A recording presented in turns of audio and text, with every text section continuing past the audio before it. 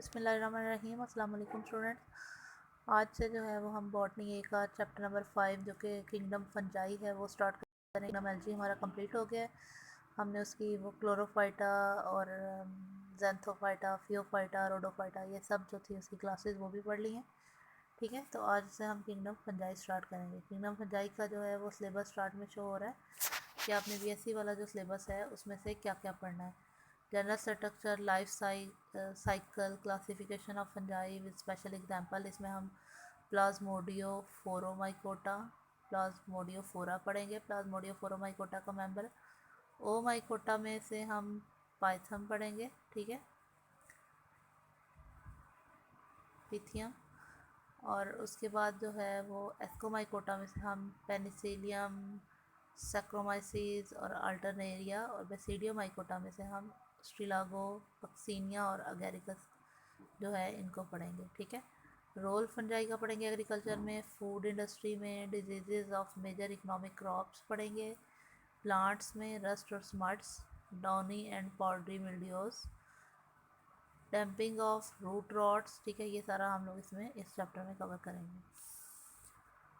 General characteristic जो हैं fungi के, सबसे पहले तो फंजाई हेट्रोमार्फिक हैं, यूकेरियोटिक ऑर्गेनिजम्स हैं। ठीक है, यूकेरियोटिक ऑर्गेनिजम्स हैं ये, और क्या क्या होते हैं ये, मल्टी सेलुलर भी हैं और इनका हेट्रोट्रॉफिक होते हैं, लेकिन ये एब्जॉर्प्टिव हेट्रोट्रॉफिक होते हैं। दो होते हैं ना student, mode of nutrition, autotrophic और हेट्रोट्रॉफिक।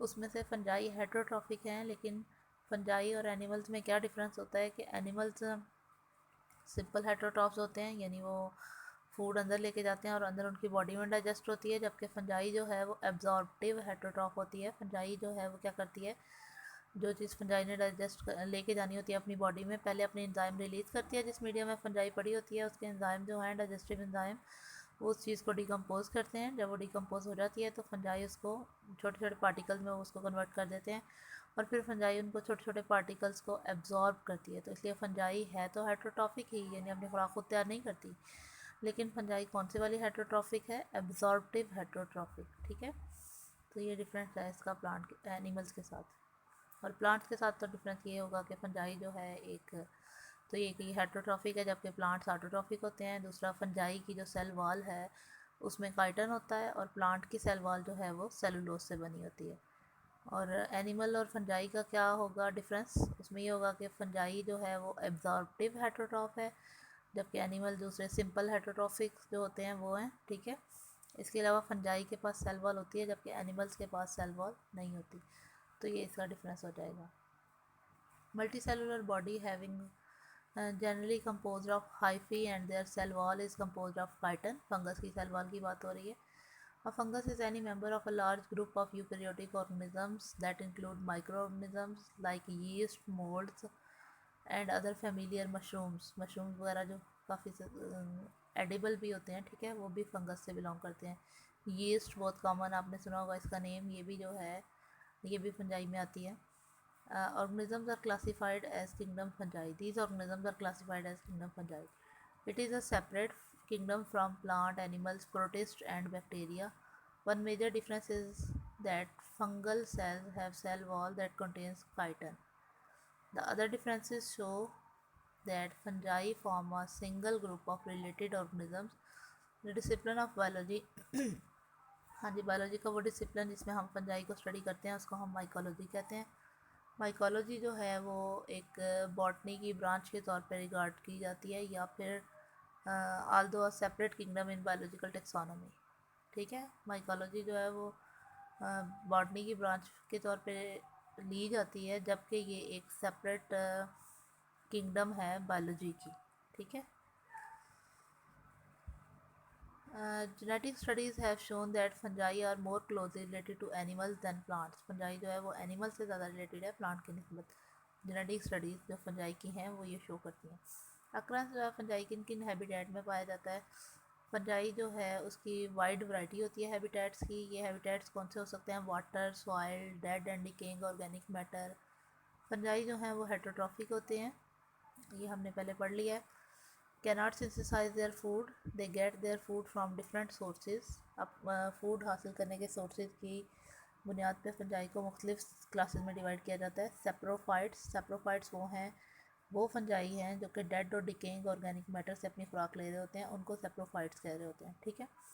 वो जो हैं enzyme, they secretes enzyme in their substratum. These enzyme break the organic matter into simple compounds. The fungi absorb these substances. यही बात तभी मैंने फंजाई जो हैं वो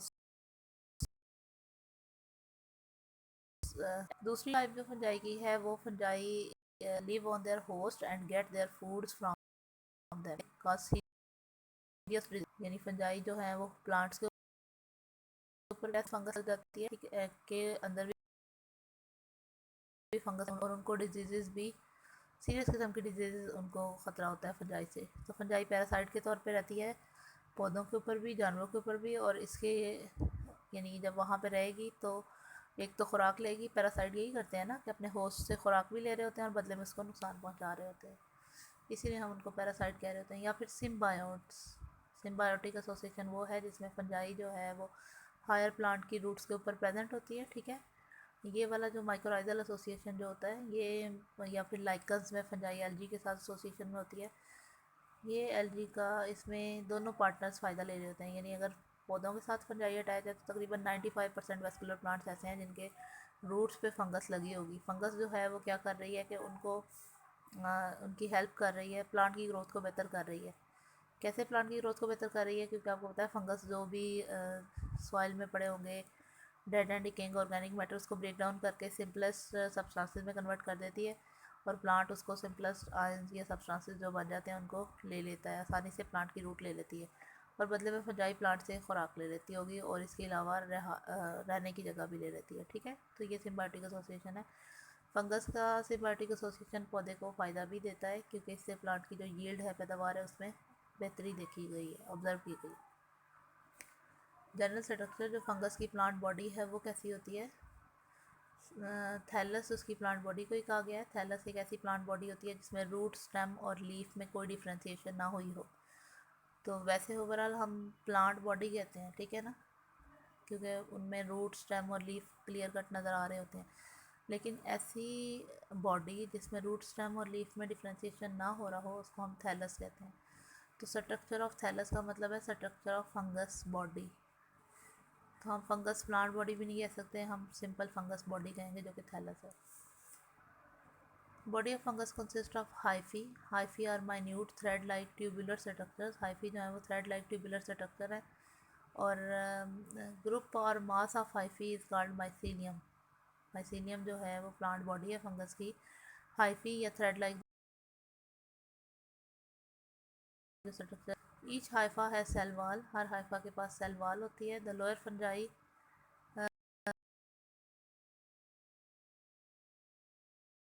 इन लोअर सेल वॉल।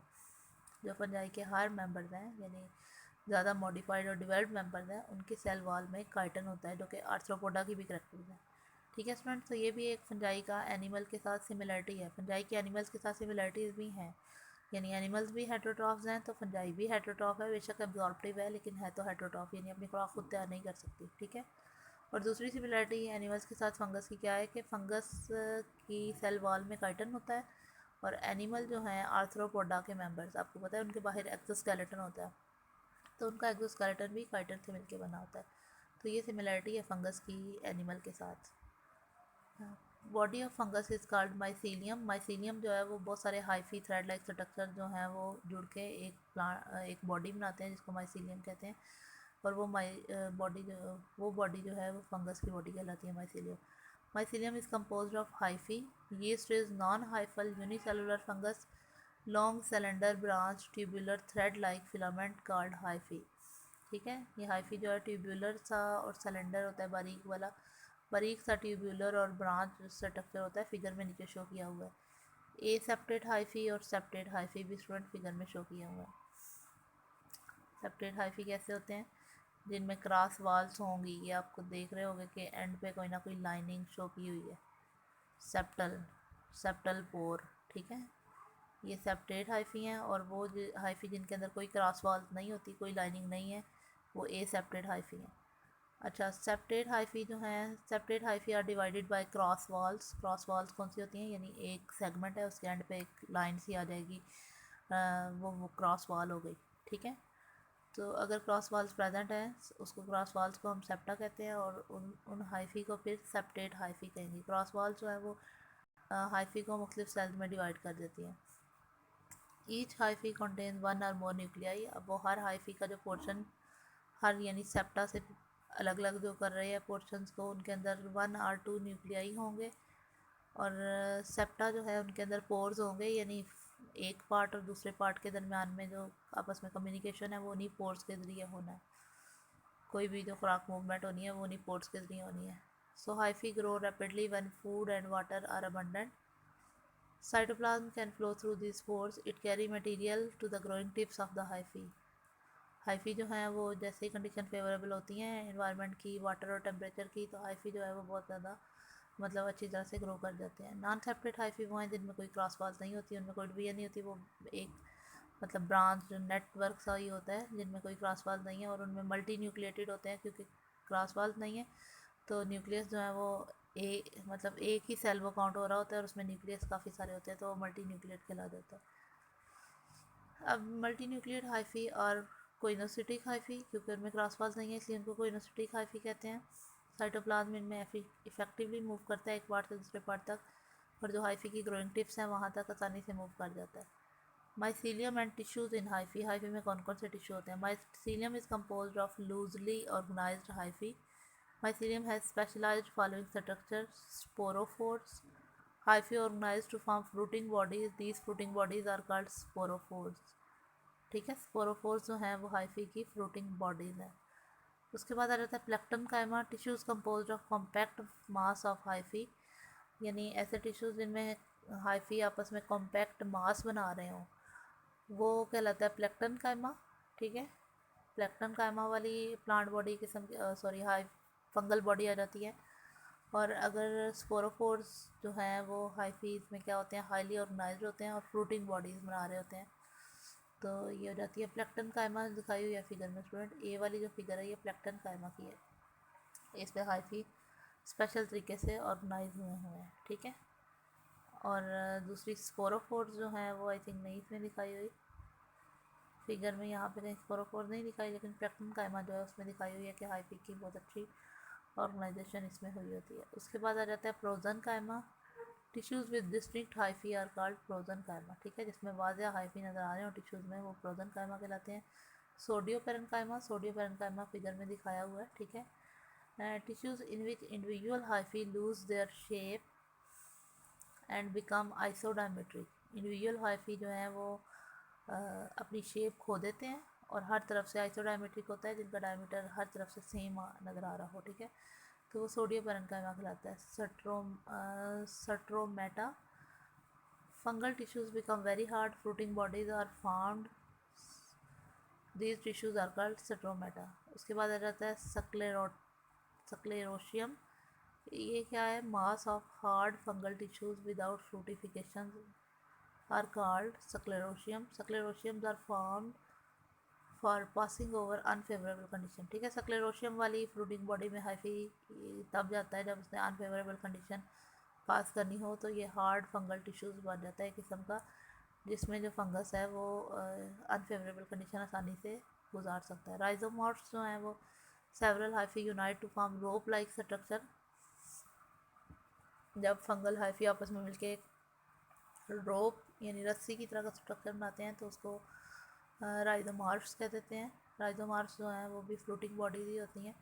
हस्टोरिया जो है वो नॉब लाइक ब्रांच आउटग्रोथ होती है। मेन माइसिल एक जो मेन फंगल बॉडी है उसमें से एक ब्रांच निकल रही होती है नोब लाइक जो कि होती है, ठीक है।